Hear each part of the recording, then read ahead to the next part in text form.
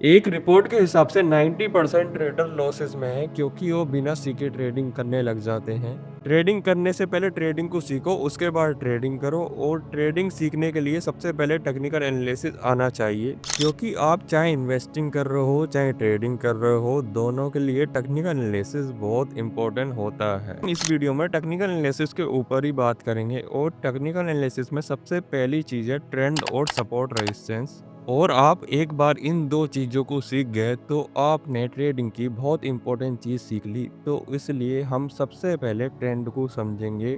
Trend क्या होता है, ट्रेंड कितने तरीके के होते हैं? 3 तरीके के ट्रेंड होते हैं, up trend, down trend, sideways trend. जब मार्केट ऊपर जाता है उसको अप ट्रेंड कहते हैं, और जब मार्केट नीचे गिरता है उसको डाउन ट्रेंड कहते हैं।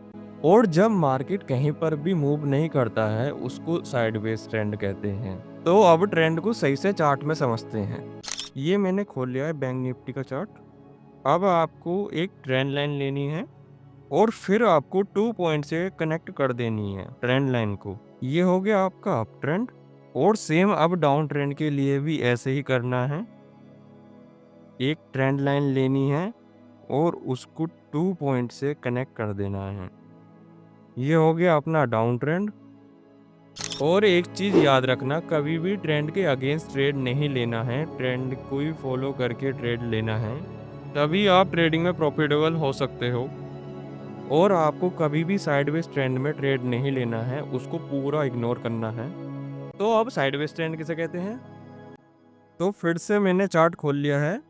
अब आपको एक हॉरिजॉन्टल लाइन लेनी है और उसको इस तरीके से दोनों तरफ कनेक्ट कर देना है। और जब तक मार्केट इस लाइन को तोड़कर ऊपर नहीं निकल जाता, जब तक आपको ट्रेड नहीं लेना है। और आपका काम बिल्कुल ही आसान कर देता हूँ। अब आपको एक इंडिकेटर लगाना है जिसका नाम है सुपर ट्रेंड, और उसकी सेटिंग में कुछ चेंजेस करने हैं, जैसे कि लेंथ को 20 कर देना है और इसको 2 कर देना है, बस। अब सिंपल सा है, जब सुपर ट्रेंड रेड है तो डाउन ट्रेंड चल रहा है, और जब ये ग्रीन है तो अप ट्रेंड चल रहा है। और जब मार्केट इस लाइन को तोड़ देगा तब ट्रेंड चेंज हो जाएगा। अब बस इतना समझ में आ गया, तो अब सपोर्ट और रेजिस्टेंस को समझते हैं। देखो, सबसे पहले तो हमको ये समझना है कि सपोर्ट और रेजिस्टेंस होता क्या है। सपोर्ट और रेजिस्टेंस का एक जोन होता है जिसके बीच में प्राइस रिएक्ट करता है। इसको ऐसे समझो कि एक प्राइस पे बायर बैठे हैं जो कि मार्केट को नीचे नहीं जाने दे रहे, तो उसको सपोर्ट बोलेंगे।